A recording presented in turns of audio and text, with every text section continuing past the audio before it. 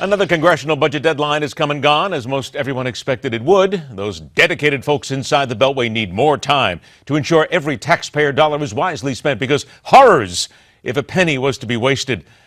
The line now begins for those who fall for such dribble and would like to know how much waste there already is built into the next budgetary nightmare. Whew.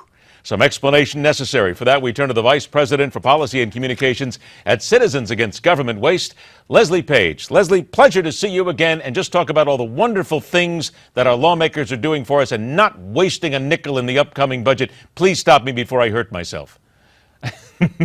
Exactly. Please stop it. Stop drinking the Kool-Aid. Step away from the Kool-Aid. There are plenty of lists. I mean, you know, the internet has been a boon for lists of all kinds, but CAGW, among others, has been doing lists for 20-some years.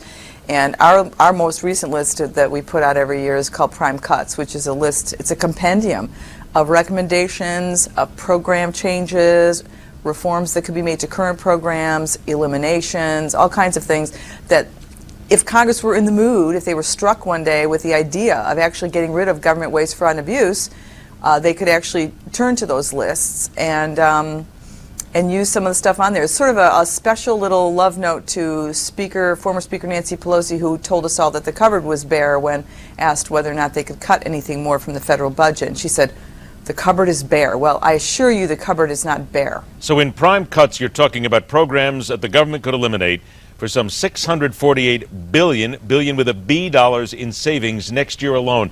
But again, this, I think, is what the American people get confused about. When we talk about the fact that there's almost $650 billion sitting there, how difficult is it, though, to actually put your hand in that cookie jar and start rummaging around and actually change it? Doesn't that take years?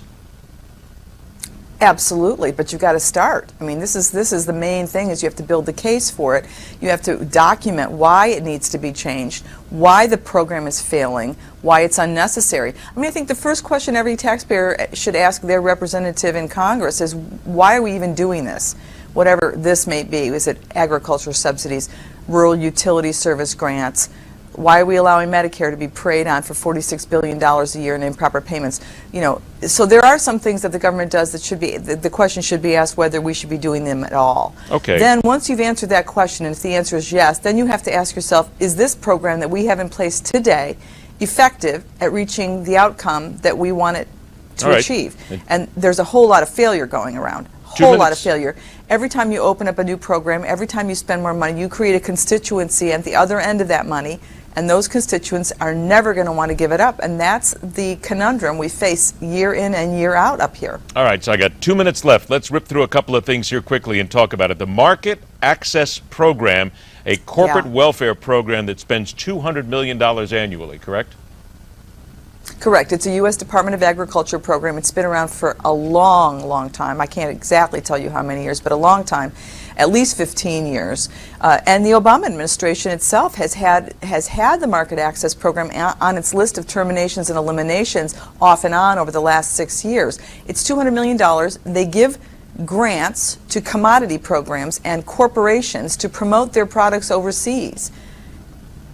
I don't know what else needs to be said. I mean, Dole, the Blue Diamond almonds. There's a bunch of these very, very famous, well-off, well-heeled corporations whose advertising budgets, by the way, must be enormous, and they're still getting $200 million, you know, aggregate. So America basically is helping to promote. And taxpayers. America is basically helping to promote a private company and helping to promote them overseas. That's correct. There's one. They're basically defraying their advertising costs. What about the Energy Star program? I always thought that was a pretty good program that was working. However, you found out that there's a lot of waste in there.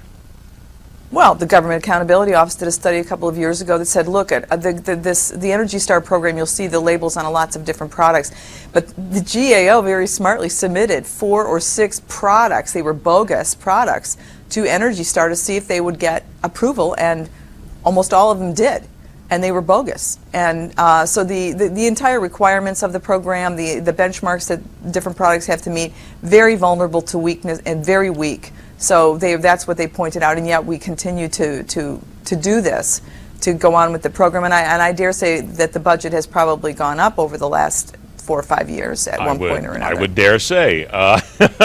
We remind everybody that we do this every single Friday because we believe that there is so much waste. If we focused on getting this waste out of government, gee, maybe we'd actually save some money. This is the Prime Cuts Report this month. Citizens Against Government Waste, CAGW.org. Check it out, America. Find out where your money's going. Leslie Paige, always a pleasure. Thanks for joining us. Thanks, Ed. See you next time. Take care. Is General Motors getting away with murder? That's next on MidPoint.